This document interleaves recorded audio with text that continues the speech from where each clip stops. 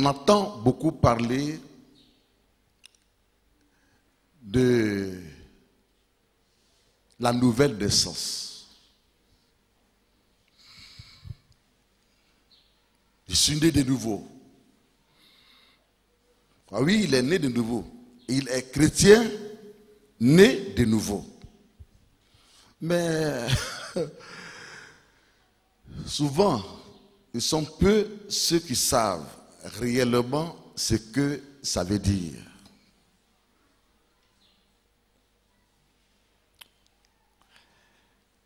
Qu'est-ce que donc la nouvelle naissance? Qu'est-ce que être né de nouveau?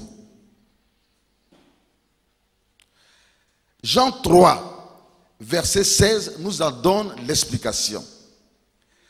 Car Dieu a tant aimé le monde qu'il a donné son Fils unique afin que quiconque croit en lui ne périsse point, mais qu'il ait la vie éternelle.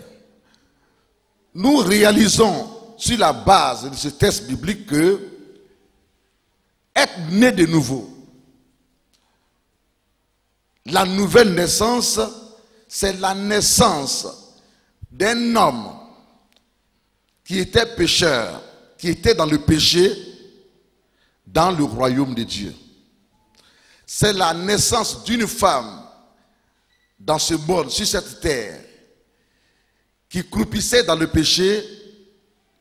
Lorsque elle accepte Jésus, elle naît de nouveau, mais elle naît de nouveau, c'est-à-dire elle vient au monde de nouveau, c'est sur le plan spirituel, et c'est par la foi qu'on saisit cette réalité, mais elle naît de nouveau dans le royaume de Dieu, c'est-à-dire dans le pays de Dieu. On dit Amen.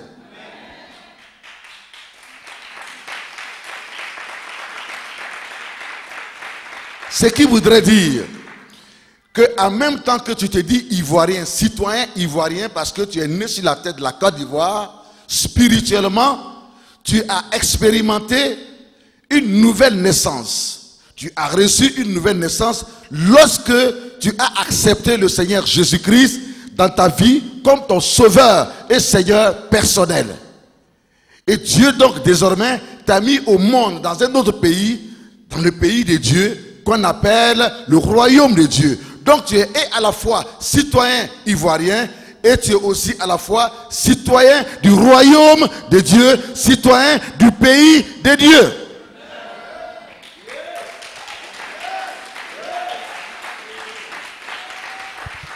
Donc, en tant que citoyen ivoirien, tu es appelé à respecter les lois de la Côte d'Ivoire. C'est pour cela que aussi, en tant que citoyen du royaume de Dieu, tu es appelé à respecter, à obéir aux lois de Dieu. Et les lois de la Côte d'Ivoire, nous les trouvons donc dans la constitution de la Côte d'Ivoire. Les lois de Dieu aussi, nous les trouvons dans la constitution de Dieu qui est la Sainte Bible. Mais écoutez, il est très difficile d'obéir aux lois du monde. Il est très difficile d'abandonner la boisson, d'abandonner la cigarette, d'abandonner la colère, d'abandonner la haine. Très difficile d'abandonner la vengeance. Très difficile d'abandonner la sorcellerie, d'abandonner le vol, d'abandonner les adultères et les impudicités. Il est très difficile d'abandonner toutes ces choses. On ne les abandonne pas avec notre force. C'est pour cela que beaucoup, ne pouvant, si vous voulez, résister aux tentations du péché, du coup tombent dans le péché et puis ça les conduit pour la plupart en prison ou bien dans la mort prématurée. C'est pour cela que Dieu a tant aimé le monde parce qu'il a vu la souffrance de l'homme et de la femme qui vit sur la terre. Qui est écrasé par le péché, qui est dominé par le péché, au point où dans la même famille, les gens se bagarrent jusqu'à ce qu'il y ait mort d'homme. Les gens, ils ne s'aiment pas de la même famille. Je ne parle pas encore du même pays. Je parle de la même famille. Des frères et des sœurs, des mêmes pères et des mêmes mères. Qui sont des ennemis. Qui, quand ils parlent pour peu, c'est des machettes et ainsi de suite. Et c'est pour cela que des mamans, des papas détruisent leurs enfants. Et les enfants se tournent contre leurs parents qui les ont mis au monde. Et ils les détruisent aussi. Parce qu'ils n'ont pas la force de combattre, de vaincre le péché, la tentation qui vient contre eux.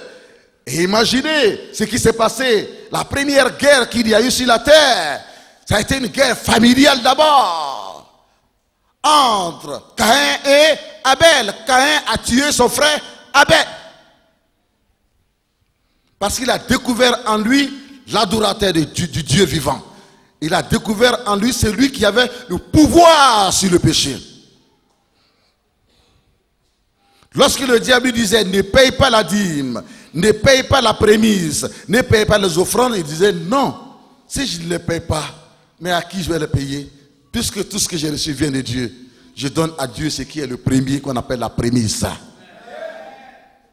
Et son offrande a été acceptée par Dieu, mais l'offrande de son frère n'a pas été acceptée à Dieu. Parce qu'il allait adorer Dieu avec des tomates, avec de la salade, avec des aubergines. On n'adore pas Dieu avec des offrandes, de la salade et des aubergines. Dans la Bible, non. C'est avec un animal qui a du sang. Et on sacrifie l'animal et le sang coule. Alléluia. C'était avec un mouton. Son offrande donc a été rejetée. Il y a eu une crise familiale, une crise entre les deux personnes.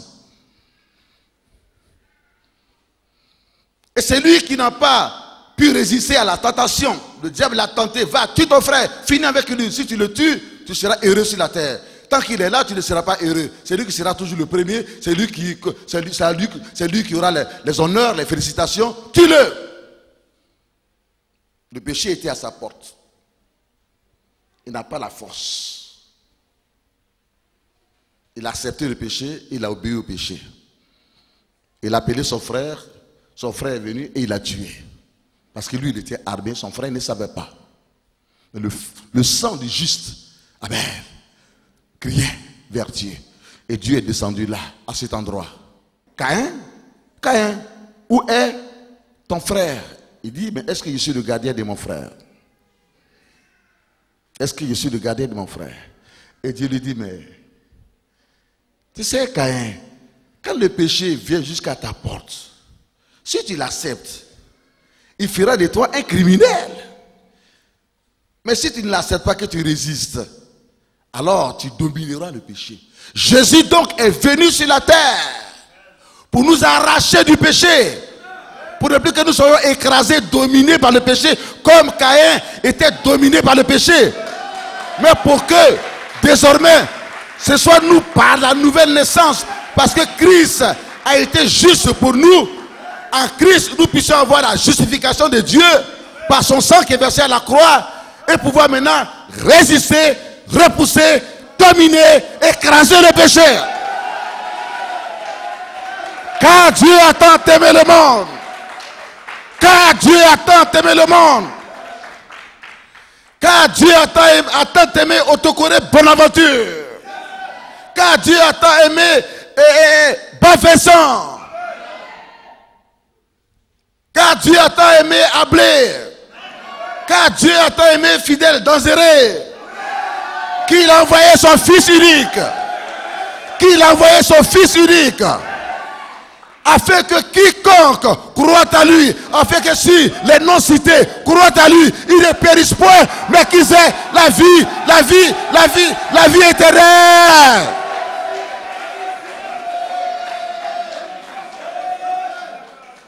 Et c'est par la foi qu'on perçoit ces messages. C'est avec notre cœur, c'est pas avec notre intelligence, c'est pas avec notre raisonnement. Ce message dépasse le stade du raisonnement. Ça nous conduit dans une dimension prophétique de la foi.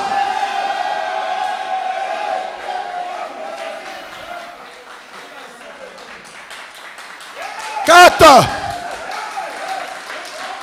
on t'a mis au monde À qui on t'a consacré? À quoi on t'a consacré? Avant que tu ne viennes au monde, on t'a demandé à qui? À l'eau, à un caillou, à un arbre, à un poisson, à un serpent. Tu vois, tu as besoin de justification. Alléluia. Alléluia.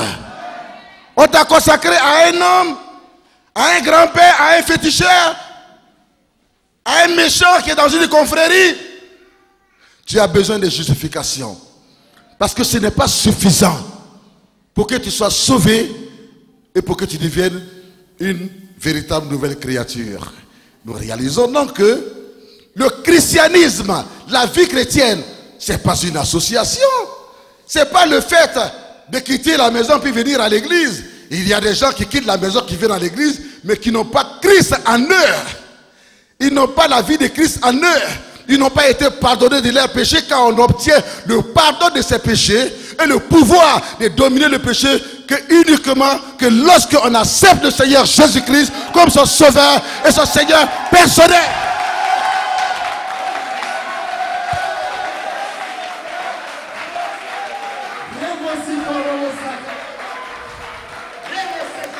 Alléluia. You may be seated. Tu es sauvé. Je suis sauvé. Et nous pouvons aller au ciel. Si Jésus nous prend. Parce que tout simplement, Christ a pris tous nos péchés à la croix. Alléluia. Mais qu'est-ce que donc le christianisme, la vie chrétienne que tu as? La nouvelle naissance, c'est quoi? La nouvelle naissance, c'est la vie de Dieu qui vient dans un homme pécheur, dans une femme pécheur. À partir de ce moment, on appelle cela une translation. C'est une translation spirituelle. Tu reçois quoi? Tu reçois, quand tu reçois la vie de Dieu, ça fait de toi une nouvelle créature. À partir de cet instant, tu peux avoir le pouvoir, you may be seated, le pouvoir de dire non à la tentation, de dire non au péché. Parce que tu passes d'un royaume du monde, sur le plan spirituel, à un royaume qui est celui de Dieu. Le royaume de Dieu. Il est ce royaume-là qui a la meilleure, la suprématie dans la puissance. Par Christ qui a vaincu le péché et le diable qui est derrière le péché à la croix. À partir de cet instant, tu marches dans le Christ, par le Christ, tu avances dans le Christ, par le Christ, dans le royaume de Dieu, de succès en succès, de réussite en réussite et de victoire en victoire. Alléluia.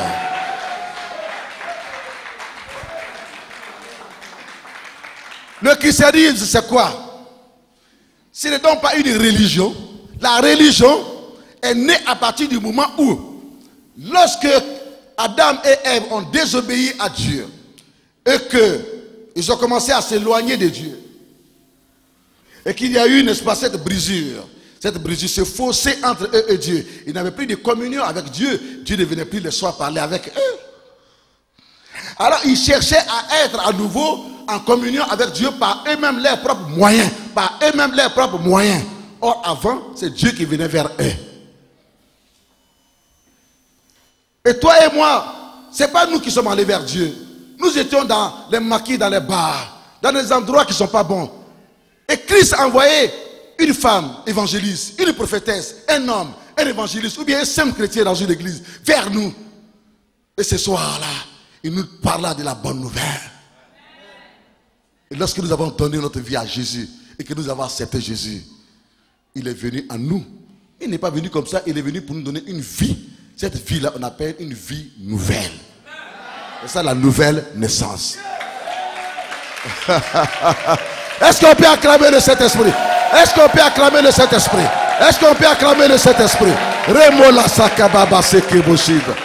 Alléluia. Alléluia. Nous comprenons que nul n'est devenu chrétien par ses propres forces. Tu n'as rien fait. C'est Dieu qui est venu vers nous comme il était venu vers Adam. Maintenant qu'il y a eu la rupture par le péché qu'Adam a commis, Adam dit, il faut que Adam et la descendance d'Adam, il faut qu'on retourne notre communion avec Dieu. Alors qu'est-ce qu'il faut? Satan leur offre ce qu'on appelle l'idolâtrie. Satan a envoyé des démons dans des arbres, dans la terre, dans l'eau, dans les montagnes, dans les cailloux. Et il dit à cette descendance-là, vous n'avez plus besoin de chercher Dieu, il est trop loin. Dieu est partout ici. Il est partout ici. Allez, viens m'adorer. Mais il faut tuer ton enfant. Mais il faut tuer ton papa. Mais il faut faire du mal d'abord avant de m'adorer. Pour Satan, pour l'adorer, il faut que tu fasses du mal. Même toi-même, tu te fasses du mal. Quand tu t'en vas chercher l'argent chez les féticheurs, chez les marabouts, chez les magiciens, qu'est-ce qu'il te dit? Il dit, mais dans ce cas, donne-moi ton enfant.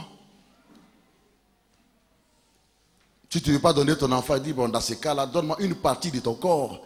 Et beaucoup de jeunes aujourd'hui, comment on les appelle? Les broutards. Donne leur corps, ou bien donne leur âme. C'est-à-dire qu'ils disent, il faut un pacte où ils disent, on leur dit que vous allez vivre 40 ans. Vous avez 18 ans, vous allez vivre que 40 ans. Mais de 18 à 40 ans, vous aurez de l'argent chaque jour. C'est-à-dire, chaque jour pour avoir 2 millions. Ça va venir. Mais ce qui est sûr, c'est que vous n'allez pas vivre plus de 40 ans. C'est au prix d'un sacrifice terrible que ceci se passe. Et donc, la religion, c'est quoi? La religion, c'est un homme qui met des escaliers, et puis un à un, il les monte, il arrive au 10e escalier, il ne peut plus, il retombe. Il faut qu'il fasse des sacrifices encore. Il va jusqu'au 6e, il retombe. Et puis, il ne dépend pas de Dieu, mais il dépend, n'est-ce pas, du féticheur.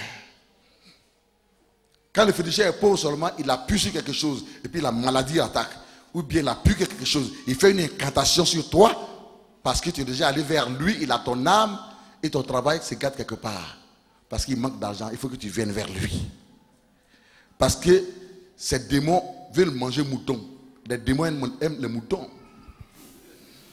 Les démons aiment les moutons. Ces démons veulent manger poulet, pintade, les bœufs. C'est eux-mêmes qui créent ces situations. À partir du moment où pour la première fois, tu es allé sur la zone d'un féticheur ou d'un marabout, c'est une zone interdite de la réalité. Quand tu arrives là, tu es pris à l'otage. En même temps, net, ils te prennent une photo, clac, clac, clac, et tu mets dans leur ordinateur. Tu vas repartir, tu n'as rien donné, peut-être tu vas donner 10 000 francs. Tu dis, oh, mais ce féticheur là, vraiment, il est bon, il ne coûte pas cher. Mais attends, 3 mois après, il crée une situation, il a ton nom. Il crée une situation là où tu es. Ça se gâte, tu viens. Il dit, mais cette fois-ci, mon petit, c'est très grave. Donc ta voiture avec laquelle tu viens là, tu dois donner ça en sacrifice. Les génies disent qu'ils veulent voiture. Moi, je n'ai jamais vu des génies qui veulent voiture. Des génies qui veulent voiture. Des génies qui veulent voiture. Est-ce que vous suivez? Et voilà où ils tiennent beaucoup de gens en otage, bien aimés.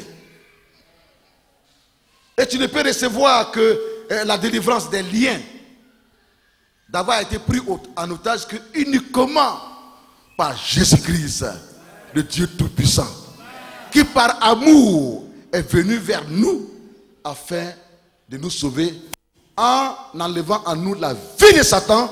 Voyez-vous? Il enlève à nous la vie de Satan, la vie du monde, la vie du péché, parce que Satan ne prospère que lorsqu'il y a le péché. Et il met en nous sa vie juste et sainte. On appelle cette vie-là la vie éternelle.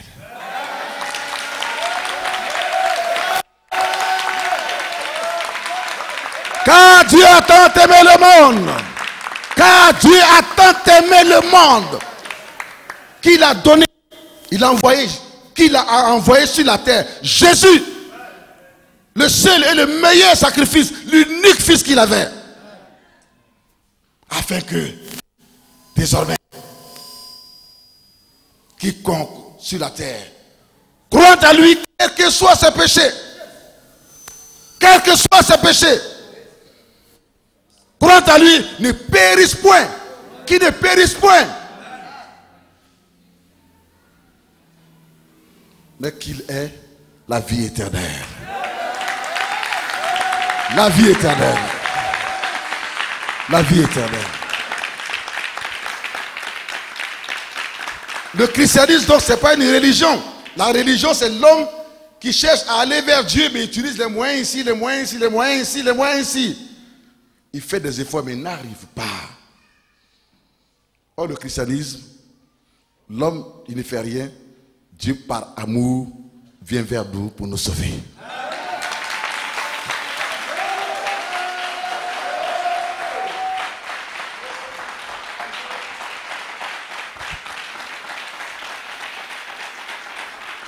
Alléluia.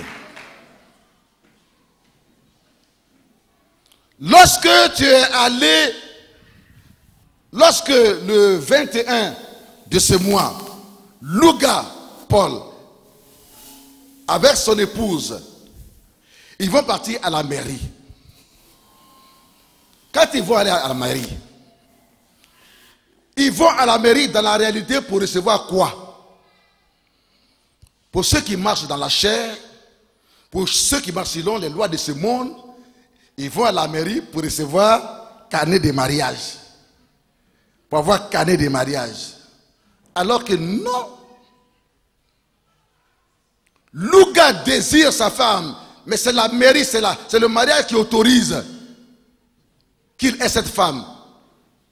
Sa femme désire son mari, elle veut avoir un mari, mais c'est le mariage qui autorise cela. Donc dans la réalité, quand elle va à la mairie, c'est pour recevoir un homme, c'est pour recevoir une femme. Et une femme, c'est qui? C'est une fille. Un homme, c'est qui? C'est une fille. C'est pas pour recevoir un carnet de mariage. Le carnet de mariage, c'est pas la fille.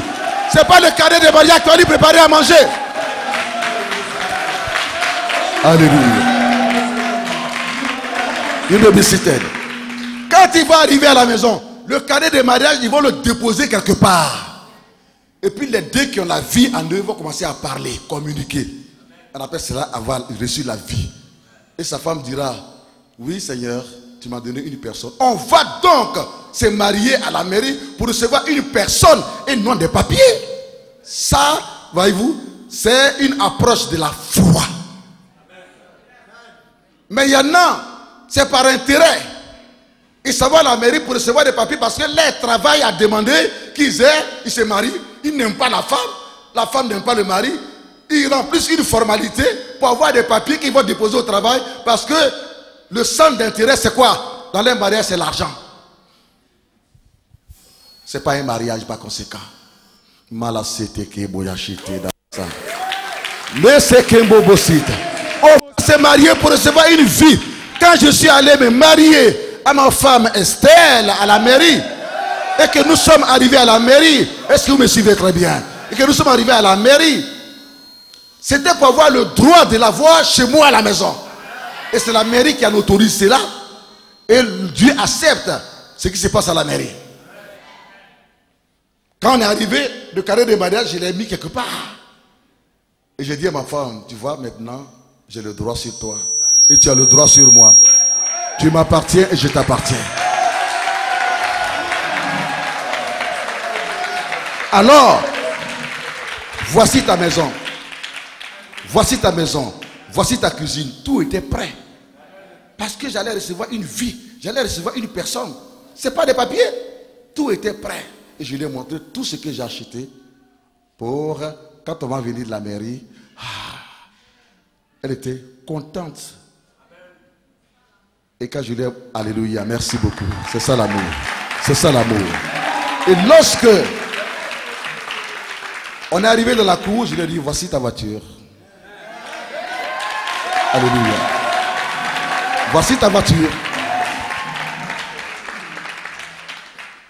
Et je lui ai dit, dans tel mois, nous allons en France.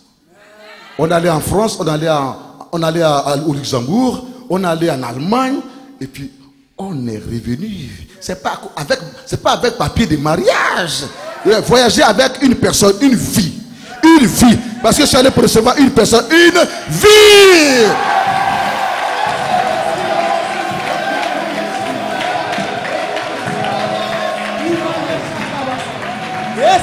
Alléluia. Si vous ne comprenez pas les choses de cette manière, vous allez aller à la mairie, mais pour vous c'est comme si vous avez reçu une chose. La femme n'est pas une chose. Et il vous sera difficile de partager réellement avec elle. Même c'est avec le cadet de mariage que vous ne pouvez pas parler. Mais avec la personne, la femme que vous avez reçue, c'est pour communiquer parce que c'est une vie que Jésus vous a donnée. C'est une personne. Et vous devez la respecter et la considérer. Ça, c'est l'approche de la théologie de la foi. La théologie de la foi. Voir les choses comme Dieu, il les voit. Parce que nous sommes maintenant citoyens du royaume de Dieu. Nous ne devons plus voir les choses comme le monde. Parce que quelque part, Dieu, il y a eu une translation. Dieu nous a enlevés dans le monde pour que nous soyons, bien que nous soyons du monde, Dieu nous a enlevés dans le monde et nous devons, pour que nous soyons dans le royaume de Dieu, et nous devons être dominés par les principes de ce royaume.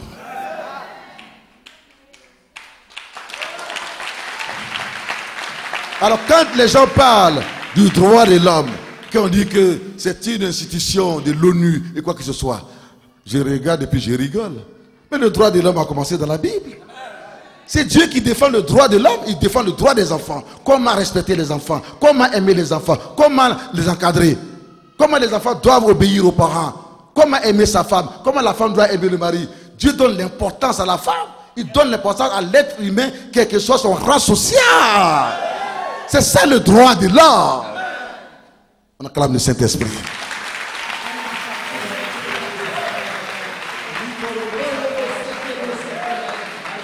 Je voudrais dire à une personne ce matin que tu es précieux aux yeux de Dieu. Quelque chose s'est passé à cause de toi.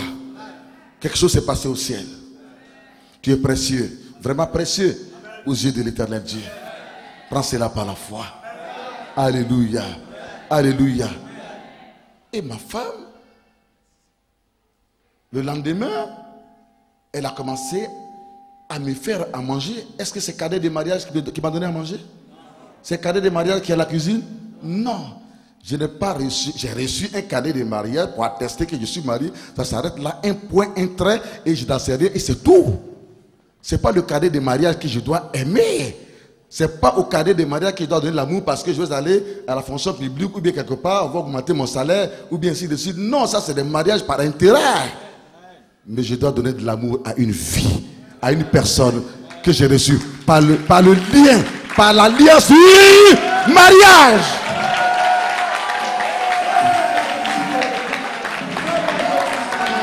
Alléluia. Si tu ne comprends pas cette réalité et que tu vas te marier, tu es à côté de la plaque. Ton mariage souffrira. Ton mariage souffrira. Alléluia. Alléluia. Pas de même, lorsque nous acceptons le Seigneur Jésus-Christ comme notre sauveur et Seigneur personnel, ce n'est pas canet de baptême qu'on reçoit. Jésus n'est pas un canet de baptême. Ce n'est pas à cause des canets de baptême que Jésus a quitté le ciel pour venir. Ce n'est pas pour nous donner carte de membre qu'il est venu. Mais il est venu pour que si nous croyons en lui, nous recevons une vie nouvelle. On appelle la nouvelle naissance. La nouvelle naissance. La nouvelle naissance. La nouvelle naissance.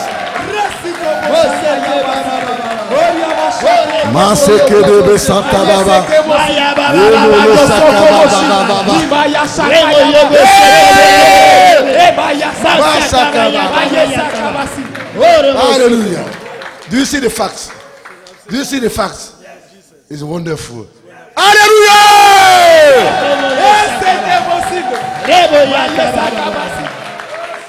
Quelqu'un vient dire, je viens de l'autre église, là je viens. Ah, voici ma carte de baptême. Il dit, ça c'est bien. Ma fille, c'est bien. Le jeune vient dire, voici ma carte de membre. Il dit, mais c'est bien. Mais ici, là, dans le royaume de Dieu, c'est au pied du mur qu'on voit le vrai maçon. Carte de baptême, ça ne suffit pas. Ce n'est pas une preuve que tu es un citoyen du royaume de Dieu. Ce n'est pas une preuve qu'il y a la nouvelle naissance en toi, qu'il y a la vie de Jésus en toi, que la vie de Jésus te domine. Ce n'est pas une preuve que la vie de Jésus te domine.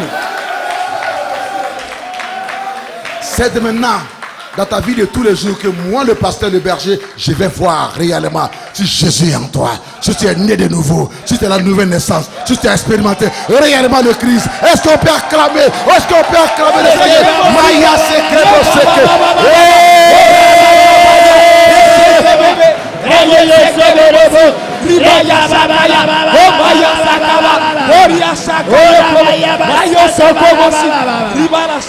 Alléluia.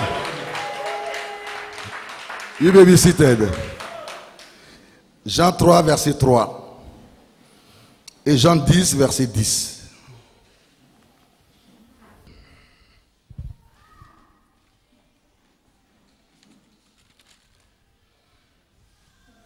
Jean 3, le verset 3. Jésus lui répondit, en vérité, je te le dis, si un homme ne naît de nouveau, il ne peut voir le royaume de Dieu. Amen. Il ne peut voir le royaume de Dieu. On entre dans le royaume de Dieu et on devient citoyen du ciel que par la nouvelle naissance. Et la nouvelle naissance, c'est lorsque réellement on a accepté le Christ et que le Christ conduit désormais notre vie. Ma question, tu as accepté le Christ, ça fait 1 an. Ou bien pour toi, ça fait 5 ans, pour un autre 10 ans, pour un autre 15 ans. Mais qui est-ce qui conduit réellement ta vie? Est-ce la parole de Dieu? Est-ce Jésus? Est-ce le Saint-Esprit? Qui est-ce qui conduit ta vie? Ou bien est-ce le péché? Ou bien est-ce la loi du monde? Ou bien est-ce encore les lois de l'idolâtrie? C'est là la grande question. Si quelqu'un n'est né de nouveau, il ne peut entrer dans le royaume de Dieu. Jean 10, verset 10. Jean 10, le verset 10. Le voleur ne vient que pour dérober, égorger et détruire. Moi, je suis venu afin que les brebis aient la vie et qu'elles soient dans l'abondance. Amen. Et qu'elles soient dans l'abondance. Jésus définit clairement sa mission. Il n'est pas venu pour distribuer des papiers, des certificats de baptême. C'est important pour être identifié à l'église. Alléluia. C'est important. Ça vient après. Mais ce n'est pas dans cela qu'on doit mettre notre foi. Comme beaucoup ne vivent plus la vie chrétienne, ils n'obéissent plus à la parole de Dieu. Ce n'est pas leur problème. Et ils se confient uniquement qu'à leur cas de baptême. Tous les dimanches, je vais à l'église. On signe ma carte de baptême toutes les fêtes du mois, toutes les années. Pour moi, c'est suffisant. Non. Si on signe, le pasteur signe ta carte de baptême parce que tu es fidèle, tu es régulier à l'église. Et qu'au ciel, tu n'es pas reconnu comme un citoyen du royaume de Dieu. À cause de ce que tu as accepté le Christ. Mais ce qui domine ta vie, c'est toi-même, c'est ton comportement, c'est le péché qui domine ta vie. Il y a un problème. Sinon, il y aura un grand problème. Ça voudrait dire que, attention, tu es en train de saboter ta nouvelle naissance. Or, c'est la nouvelle naissance qui nous envoie la vie en abondance. La vie en abondance. Parce que, mes chers enfants, dans le Christ Jésus, quand quelqu'un il est né de nouveau, il sait que Dieu l'a sauvé. Il n'était rien.